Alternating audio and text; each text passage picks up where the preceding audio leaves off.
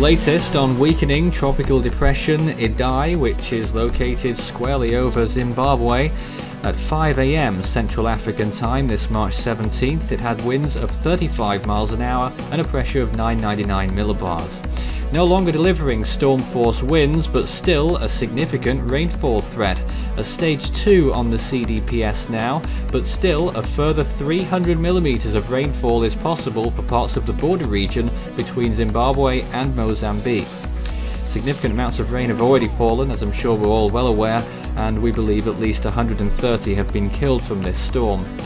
It's at 19 degrees south, 30.5 degrees east, although the centre is becoming rather ill-defined and could be different to what we're saying there, but that's 44 miles from Kwekwe in Zimbabwe, 55 from Gweru, 59 from Kadoma, 87 from Harare, the capital, and 144 from Bulawayo. So no wind warning related news in effect right now because it doesn't have tropical storm force winds anymore. Winds have died down. They're down to about in the 50s kilometers per hour now. We'd expect the most, possibly tropical storm force gusts. It's going to be the rainfall that's the biggest threat from this storm now as it continues its residuals as we enter the new week. So most of the rainfall associated with the storm, this X-storm now, is going to be pushed towards the east as we enter the new week. Monday, Tuesday, it's going to be along the coast of Mozambique. Unfortunately, the area that was affected by the landfall is going to get some more rain. And then later on in the week, it's really going to blend in with the typical monsoonal patterns of the region into southern Malawi. Of course, the flooding situation there is pretty dire, and obviously any enhancement of that is going to be a potential catastrophe, if not already one. Sea surface temperatures are irrelevant really, but in case the system does edge towards the coast, there could be some more flare-ups in convection, so warmer sea surface temperatures will mean more convection, and indeed they're quite high, 27 or 28 degrees Celsius or so. This graphic is pretty irrelevant.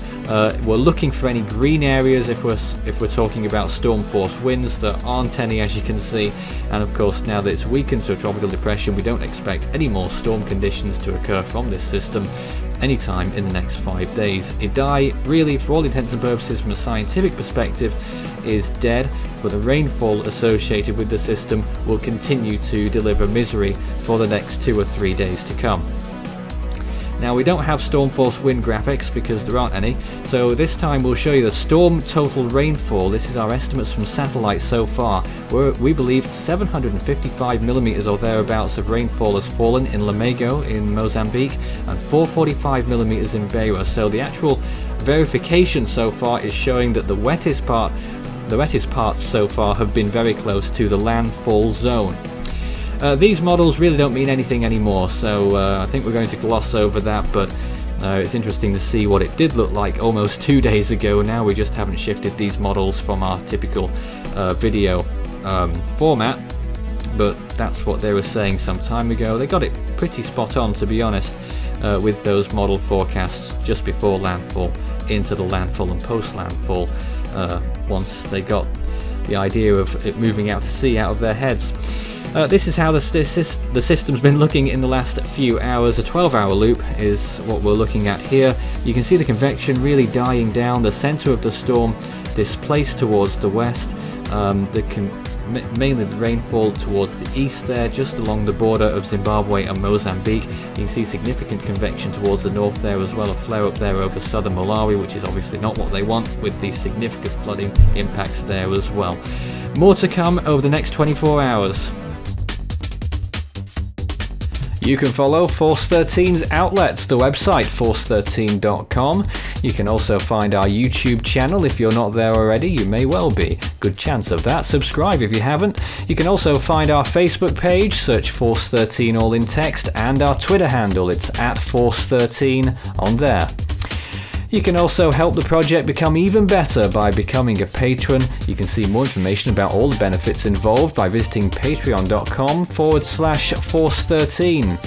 Of course, you can come into direct contact with us by messaging Fool13 on Discord at extension 9094 and Force13 on Skype, and our partners are also doing updates, Mateo e Cyclone Idai on Facebook.